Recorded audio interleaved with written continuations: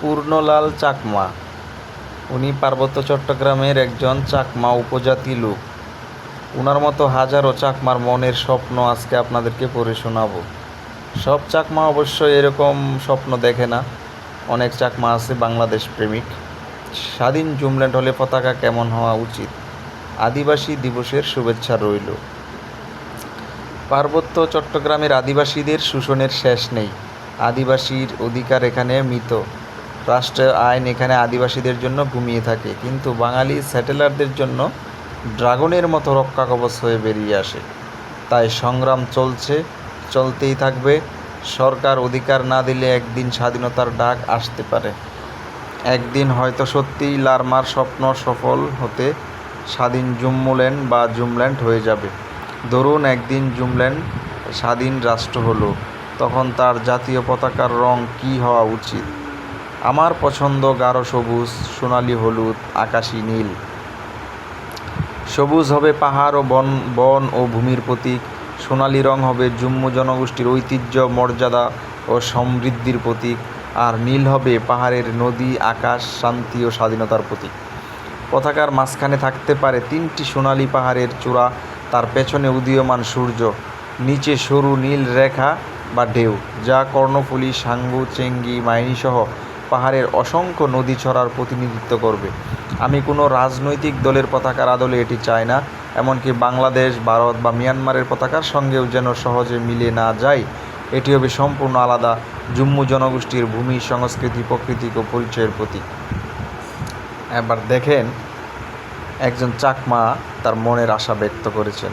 শুধু একজন না, এরকম হাজারো চাকমা আছে, তারা তাদের স্বপ্ন এভাবেই দেখেন। এবার চলেন কমেন্ট বক্সে গিয়ে কিছু চাকমাদের, পার্বত্য চট্টগ্রাম নিয়ে চাকমাদের কিছু কমেন্টস পড়ে আসি। শান্ত রহমান, আদিবাসী দাবির পেছনে মূল উদ্দেশ্যই জুমল্যান্ড। 30 লক্ষ শহীদের রক্তের বিনিময়ে অর্জিত বাংলাদেশে এই স্বপ্ন কখনোই বাস্তবায়ন হবে না। উনি ভালো লিখেছেন। কাব্যি দেঙ্গে চাকমা, উনি লিখছেন স্বপ্ন বাস্তবায়ন হোক। এবার দেখুন চাকমারা তাদের পক্ষেই সাফাই গেছে। আরেকজন লিখছেন নোবেল চাকমা উত্তম, পতাকা তো অলরেডি তারা রেডি করে দিছে। আচ্ছা যাক। শ্রী শুভরাই, সুন্দর হবে। একজন হিন্দু, উনিও সুন্দর হবে বলছেন।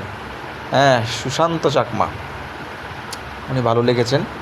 জুমল্যান্ড এই ল্যান্ড ওই ল্যান্ড দরকার নাই, আমাদের দরকার যার সক্রিয় ভূমি নিয়ে বেঁচে থাকা, শান্তিপূর্ণ পরিবেশে পাহাড়ি বাঙালি ভেদাভেদ না থাকা, এটাই। আচ্ছা, উনি ভালো লিখেছেন।